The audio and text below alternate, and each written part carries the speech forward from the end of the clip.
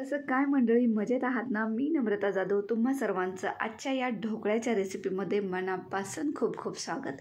तर या ठिकाणी ढोकळ्याच्या रेसिपीसाठी मिक्सरच्या भांड्यामध्ये 2 कप इतकं बेसन पीठ घालून घेतलेलं आहे.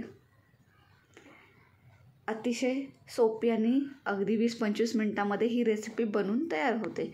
तर या जारमध्ये मिक्सरच्या 4 चमचे तेल घालून घेणार आहे. नॉर्मल आपलं घरातलं फोडणीला वापरतो तेच तेल आहे हे. त्यानंतर यामध्ये मी 2 चमचे साखर घालत आहे. साखर घालून झाल्यानंतर पाव चमचा इतकं हळद घातलेली आहे. त्यानंतर आपण याच्यामध्ये 4 लहान आकाराच्या मिरच्या घातलेल्या आहेत. या ठिकाणी सोडा घातलेला आहे पाव चमचा.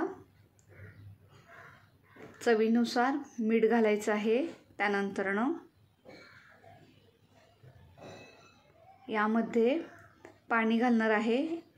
1 कप पाणी घातलेले आत्ता, आणि हे आहे त्यापेक्षा थोडं जास्त, म्हणजे 1.5 कप हे पाणी आहे. मिश्रण मस्त ढवळून घेऊयात.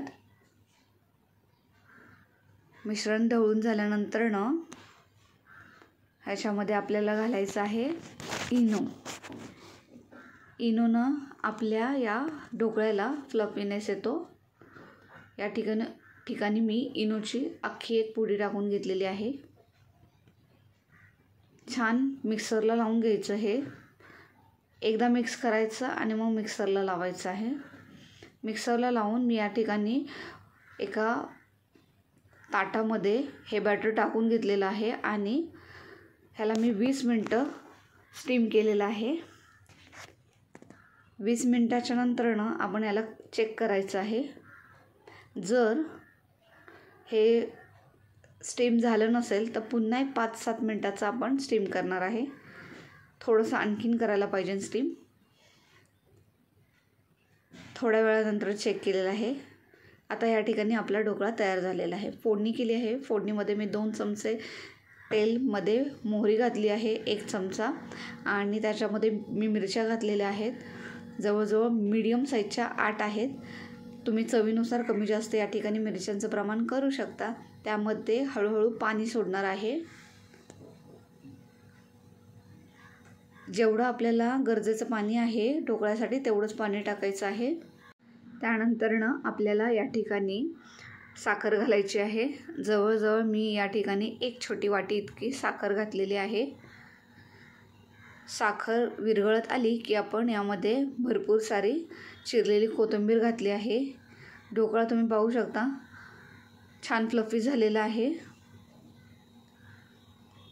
तर आपण हे गोड तिखट पाणी बनवलेलं आहे ते आपण याच्यावरती घालून घेऊयात. घरच्या घरी पटकन 20 ते 25 मिनटामध्ये हा आपला ढोकळा बनून तयार होतो. अतिशय छान रेसिपी आहे.